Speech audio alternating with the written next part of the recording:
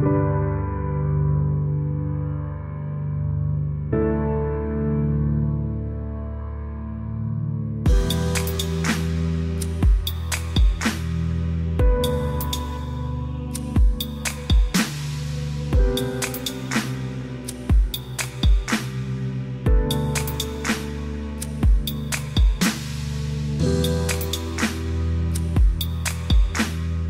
parents were living in Hong Kong, and I would go there, and my friends from university would say, "Oh, could you bring me back whatever it was from Hong Kong that time, a sort of bag or a watch or something?"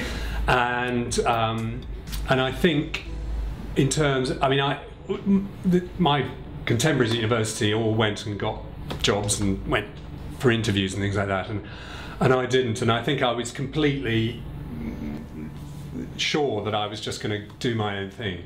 I couldn't tell you why or what, but that was all I was going to end up doing. And so in a sense, I didn't really have lots of ideas about what to do, so I kind of just carried on this tiny little trading business. And so just very small, selling to friends and doing the odd sort of market and things like that. And then as I said, opened this shop in Fulham Road in 1993. Stood there behind the counter. People would come in, and there were about 100 things in the shop, just sort of dotted around. Was Fulham a cool place then, or was that kind of like a complete stab in the dark? I'm going to open a shop there. I'm not saying it's cool, by the way. Yeah, we won't work out degrees of coolness, but no, it's probably about as cool then as it is now. Why? Well, it's sort of the area I knew a little bit. My parents lived near there. I mean, I didn't sort of grow up in London, but it felt like somewhere I knew. And it was very cheap. It was 93, so we were coming out of a proper recession where interest rates were like 15%. You can correct me. Is that a good time to open a business, coming out of a recession? It depends on what kind of business it is. Ollie's business. Ollie's business, well, you know, it's interesting.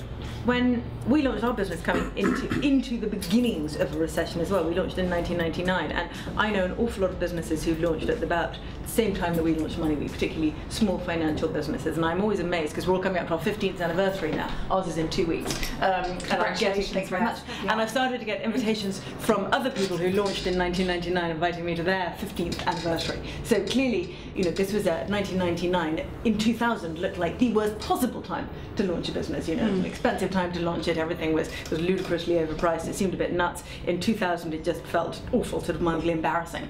But we're all still standing, those of us who made it through those awful 2 years after that. So I don't think that launching into a recession is a good thing, particularly what's interesting is surviving that bit of the recession. Because if the business is good enough, yeah, I mean, timing is important, but recessions actually create incredible opportunities if you can muddle your way through them.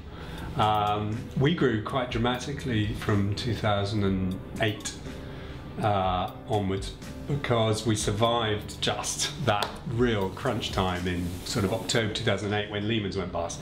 Our sales went, oof, you know, really, we took a real drop. And we recovered by about April. And in the meantime, we opened quite a few stores, and we were then able to open quite a few more because landlords couldn't give their shops away. They literally had to pay you to go into their shops if they could find the money. I mean, it was everyone was scrambling around. But why do you think you survived then? Everything became. Why did we survive? Well, I mean, we cut our costs pretty dramatically as much as we could. Tim, who I work with, is a bit of a sort of rugby fanatic, and he said, right, we're going to adopt this theory that the rugby team of 2003 that won the World Cup, that made it through the first round, this time. They had this thing of do 100 things 1% better. And actually it was a very interesting idea because it just meant that everyone in the company felt they could do something, whether it was to be nicer, to serve customers better, or to save a bit of money here. And so I think it was just a combination of things, as well as just sheer determination, and frankly I didn't have anything else I could do, so I really had to hang on in there. And nowhere to go. Yeah, I mean, I was actually that time I was a bit more philosophical about it. I was like, this is, I mean, Christmas, because it was October, so our big time's Christmas, and I mean, Christmas was just terrible. It was terrible, and the exchange rate swung horribly against us. So it was a perfect storm. So yeah, we were close. But now you've got 46 shops, and you're like a retail magnate.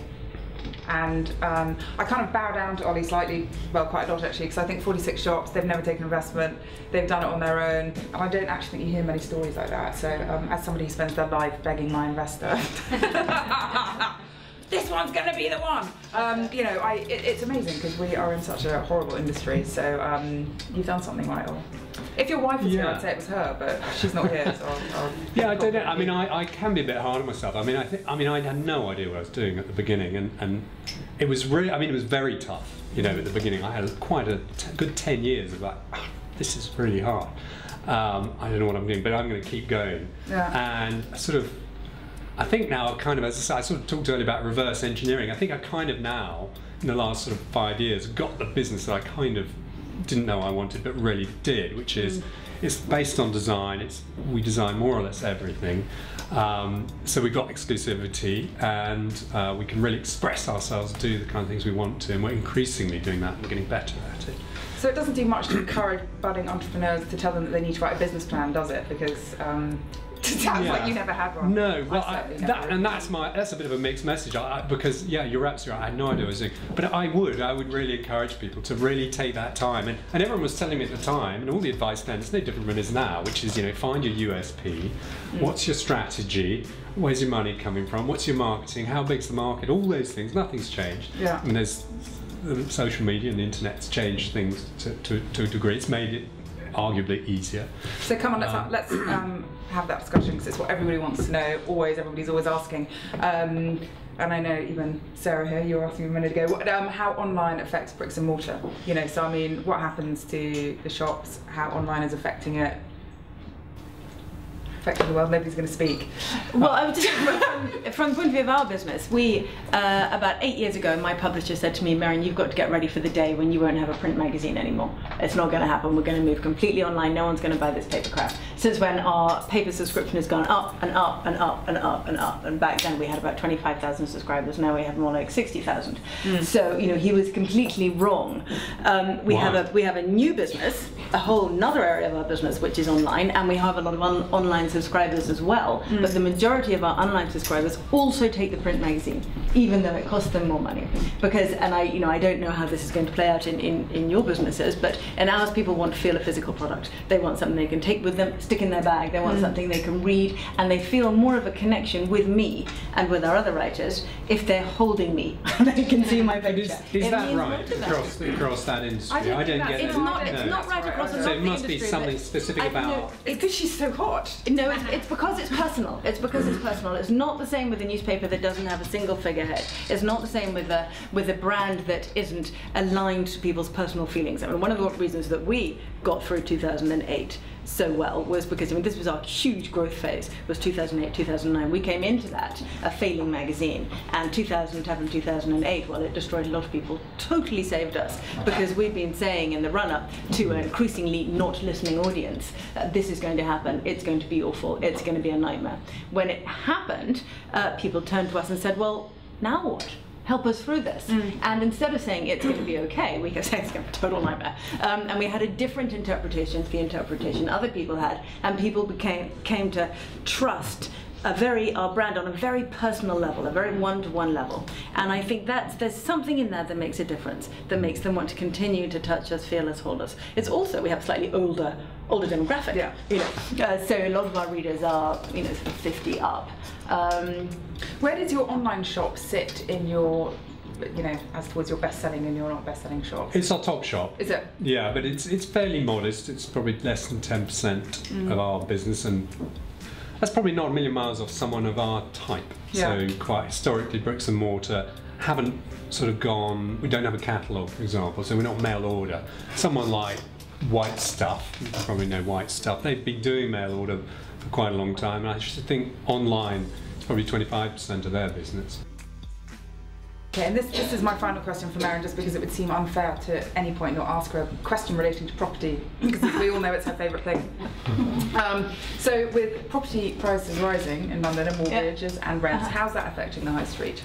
Well, do you know, I think it's brilliant for parts of the high street. I suspect that it's brilliant for Ollie, and I think it's particularly brilliant for coffee shops. I spoke the other day at a coffee shop conference, And I think they thought I was going to tell them that their business models were pathetic and there were far too many coffee shops and far too many restaurants and far too many of everything. But actually in this environment, with property prices too high, whether they're rising or not is irrelevant, they're just too high for ordinary young people to get on any kind of ladder, which means that everyone's in a flat share or everyone's renting. And what do people do when they're in a flat share with people they only kind of half like?